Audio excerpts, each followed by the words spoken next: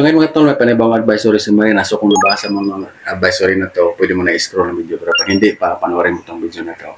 So lahat ng kumukuha ng Siemens book or mag-renew ng Siemens book, kuha ng SID, mag-renew ng SID, sa IGOB na tayo. So simula nung May 13, 2026, so lahat dadaan na sa IGOB. So sama natin makikita yung IGOB. Doon lang sa ating Play Store mga tol. Sa Play Store, i-download mo lang yung IGOB.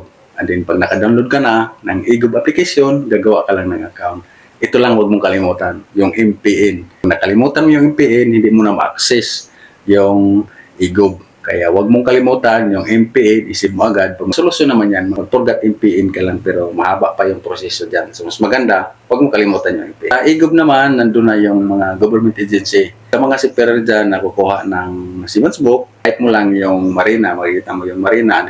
Click mo yung Marina, pagkita mo yung Marina website, Marina mismo, login sa ating Marina mismo. Kukuha naman ng Siemens book o mag-renew ng Siemens book, dito tayo sa Marina UIS. Location na napili mo na doon ka mag-appointment, so nandito na lahat. Hanggang sa number 5, sa number 5 naman, nandun na yung method of payment, so doon na tayo magbabayad. Generate mo lang yung reference number and then pwede sa GCash, pwede rin sa e-money, so pwede rin sa bangko. Ganun pa rin mga tol, minsan mahirap makapasok sa Marina kasi crowded ang Marina, sa dami-daming mag-apply, dami-daming mag-sit ng mga appointment. Maganda pag madaling araw ka mag-apply or mag-sit ng mga appointment para sa Marina para hindi masyadong crowded pag madaling araw. So ganun lang mga tol, sa IGOB na tayo ngayon. So, magkita-kits tayo sa susunod na video.